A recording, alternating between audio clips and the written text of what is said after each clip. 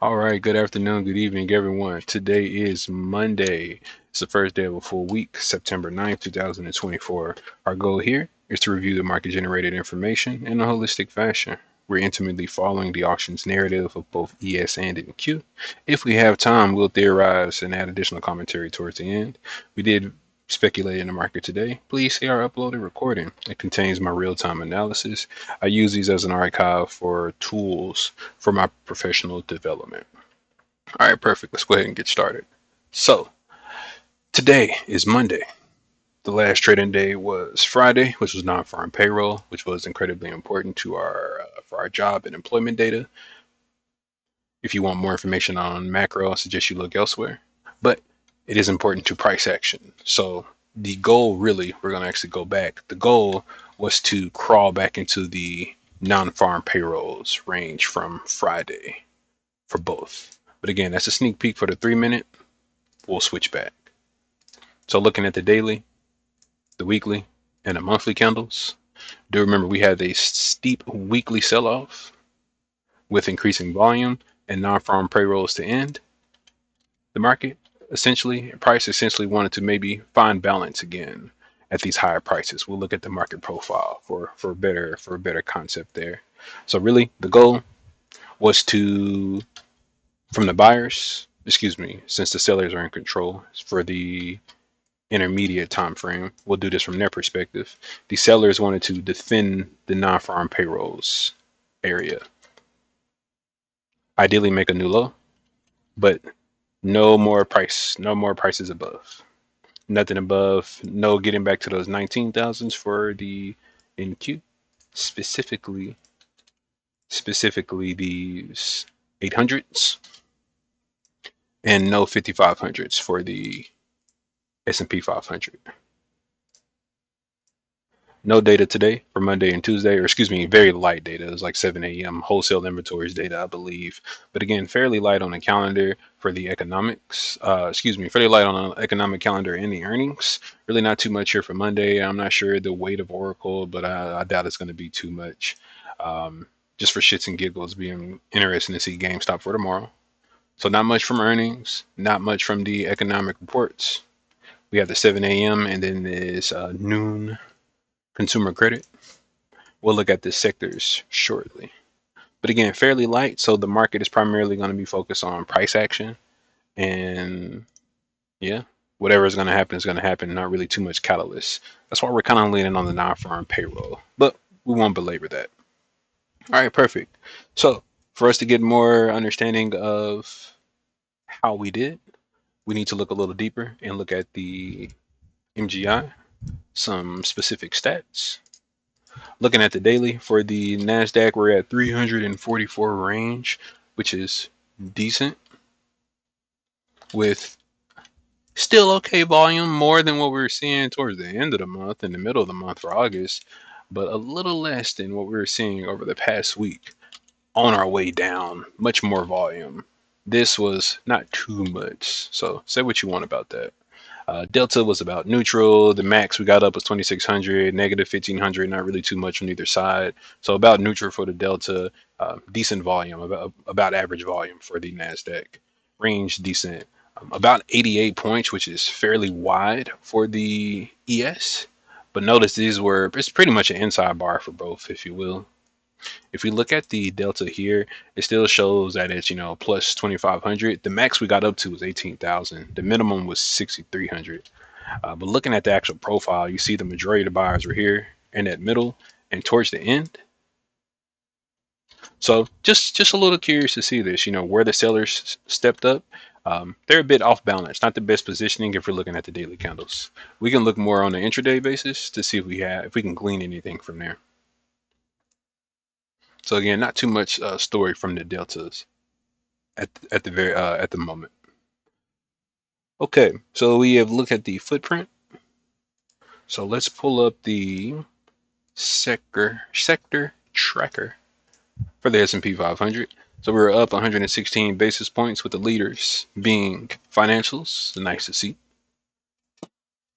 alongside industrials and technology and consumer discretionary. So some of the heavy hitters were hitting hard today.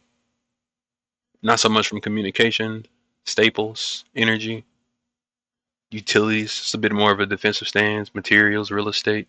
So the big boys were leading today. I'm assuming this seems, just looking at the numbers here, as a potential dip buy for the most favored stocks. So not much to say about this. Overall, solid day.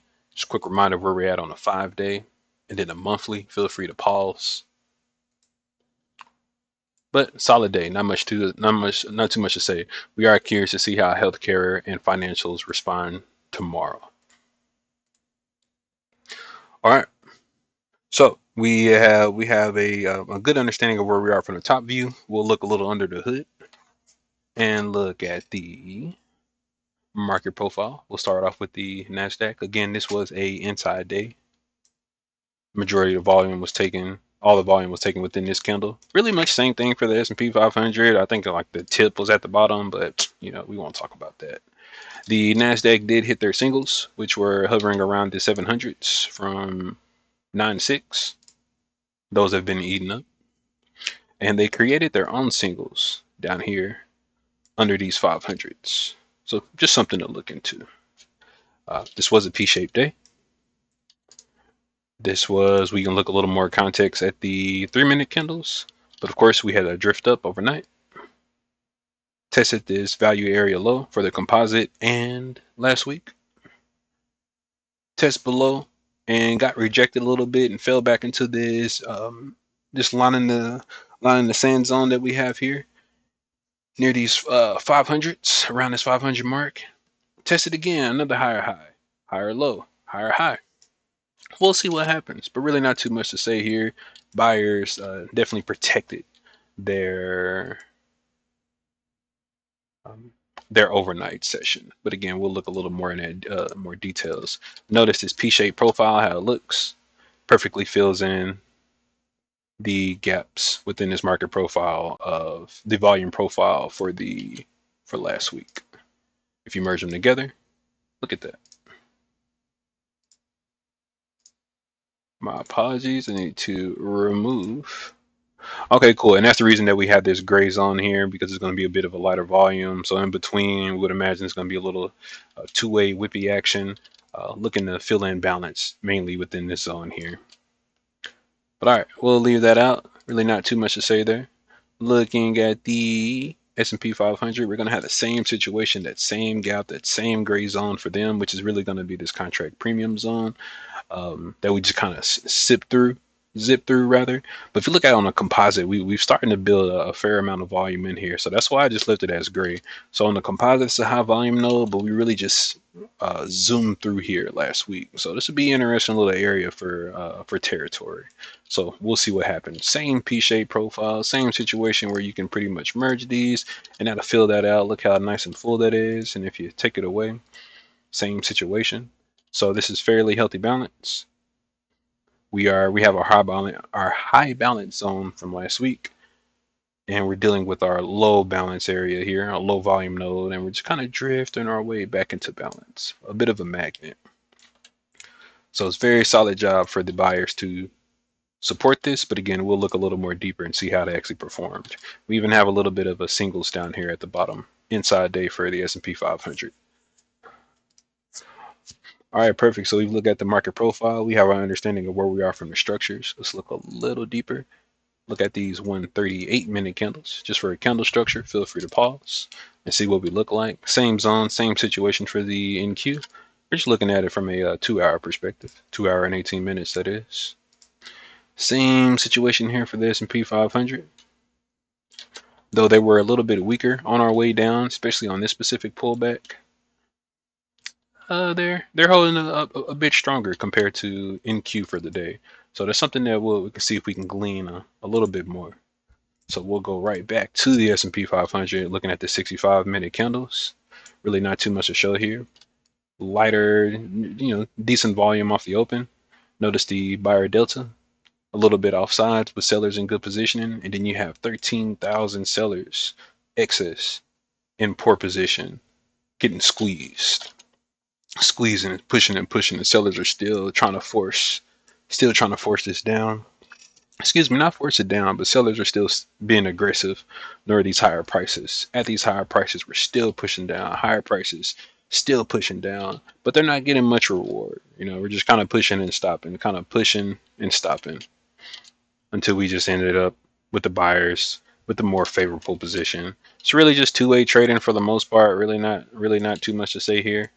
Um, but definitely sellers tried and they failed, and they pretty much just let up for the majority of the day. Buyers didn't really want to push it too much into the prior day's range, which was Friday.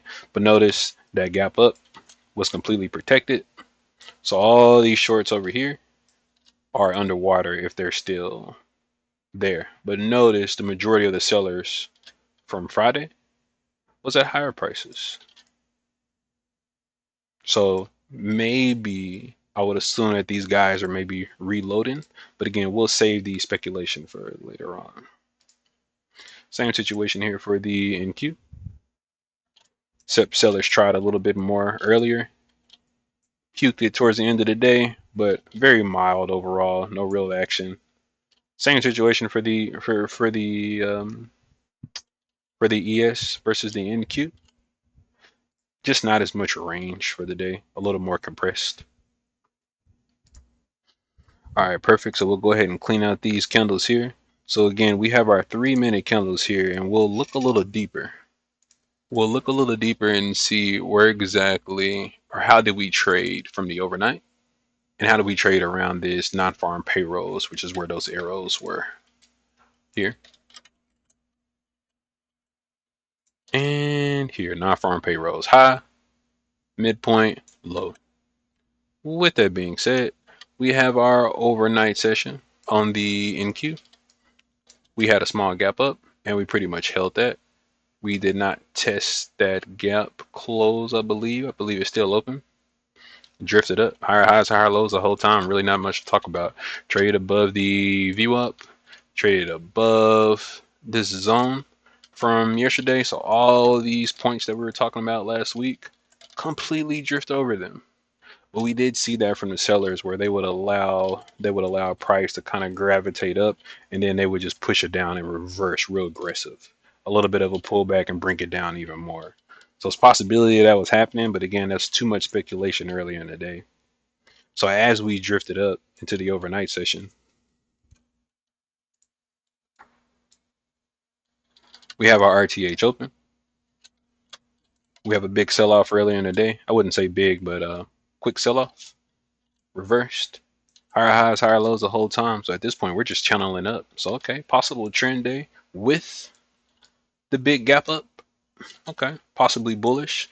But again, you do want to be mindful that all this bullishness that we're talking about is below the damn IB low from the prior day, which is below the non-farms payroll. So again, all this you want to take with a grain of salt. As we head into this non-farm payrolls SOC zone, this SOC low, we pull back a little bit after that data, not too much, thrust upwards, and then we just stop. Drift lower, drift lower, impulse lower. We have a whole ass leg down once we get under this 5 smoothing average. And our VWAP and the mid. At this point, this warrants a new low.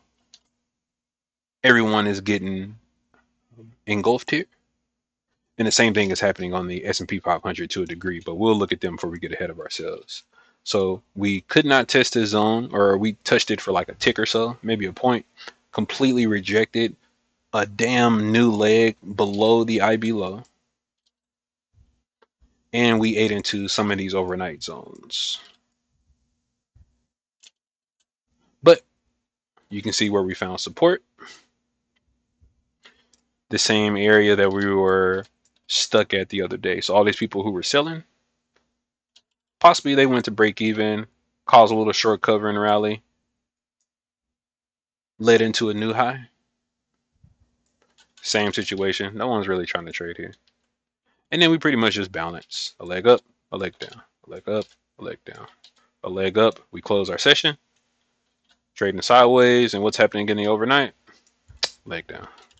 It's a possibility that the buyers may defend this here, but as of right now, this looks like we're just balancing, and we may find our balance range from these lows oh, excuse me, from these lows to these highs. It may be some sort of balance within this range, but that's getting a bit of ahead of ourselves.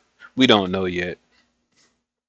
So I'm not sure what to say about this when it comes to the buyers, how well of a job they did. They had a solid day over for the overnight, and they protected their gap up and close at their IB high. So technically, this is a solid day. But given the fact that this is below the non-farm payrolls low, this is a perfect opportunity for sellers who are patient to reload, giving the you want to sell pops if we're in a truly bearish market. So the fact that the buyers have control on the higher time frame and the bears have the control and the momentum on the weeklies and the dailies,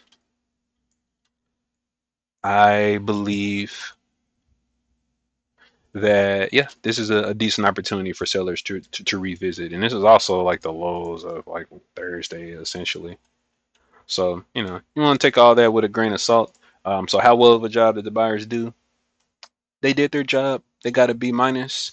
Ideally, they wanted to close within this non-farm payrolls, but it's just such a huge range. It's just a lot to do in one day with no catalyst. So I think they did well. 1 out of 10. We'll give them like a 6 or a 7. So fairly decent. Looking at it from the seller side, I think they did their job, but they gave up a little too much territory. They really wanted to hold them between, this lower half range to continue a bear flag. But overall, given the context of where we're at, it's still a bear flag on a weekly and a dailies, and as it's just an inside bar. But I feel like the sellers did give up a fair amount of territory, but they can be a bit sneaky where they let prices shoot up and then just completely like passive seller the way down and then start becoming more aggressive once they have some control. So again, we are looking at the NASDAQ, who's a little more compressed. If you want to see a little better performance from the buyers, you can actually look at the S&P 500, who's same situation here. They didn't give up that overnight low. They protected it on their way into the RTH. They actually burst through the damn SOC, punched through, pulled back, didn't give up as much range as the NASDAQ did. And then another thrust into the middle of this range for the non-farm payroll, pull back into their open and close well above their IB high, a little short of their HOD. So again, all this is at the close or the midpoint of this non-farm payroll. So again, this did happen last week, but the NFP is extremely important to the market and the FOMC that's coming up, just like the CPI that is coming up on Wednesday. And then just to wrap it up, if we had to find the move, not if, but as you look for the move of the day, I think we actually did trade it. If we're looking at it for the short side, as sellers are in control, the first test on this non-farm payrolls, the scene of the crown below, you had a few opportunities for you to get in. We won't look at it on the minute, but for the concept, this was a nice test, the slow grind, impulse through. And in this immediate rejection, an opportunity to play short, even if you did get in late. Let's call it you got in at the 697s. Even like a 20-point stop, that'd get you basically to the HOD. If you didn't have the perfect timing. But I digress. So I believe this would be the number one play, and then like honestly, you had another test up here. As you saw, we were struggling a little bit. I did take the second one. I believe those were the move of the days. Not looking for a pullback to the buy, giving the trading below the IB low. No way you should be looking for buying in this kind of environment for my particular style. And again, these notes are for me. Looking at the S&P 500, same situation really. You can possibly look for a buy if you like. Not really my style given the context of what we have and where we are. So we gave our score to the buyers for the NQ. We'll give them like a 5. We'll give the bulls for the S&P 500 maybe like a 6.5. We didn't have any kind of surprises. They traded around their non-farm payroll range pretty well. It's something that we'll have moving forward, making sure they're reusing like FOMC, CPI, anything that's like pretty substantive in the move. Use it for future reference as well. I don't really have any notes for looking forward. It's a possibility that we may balance as we head into the CPI. If this is going to be balanced, we may have a little more excursion to these 20s or so, to this VPOC zone, 55 20s. But they have a fair amount to get above when you're looking at the whole composite, not just last week's range.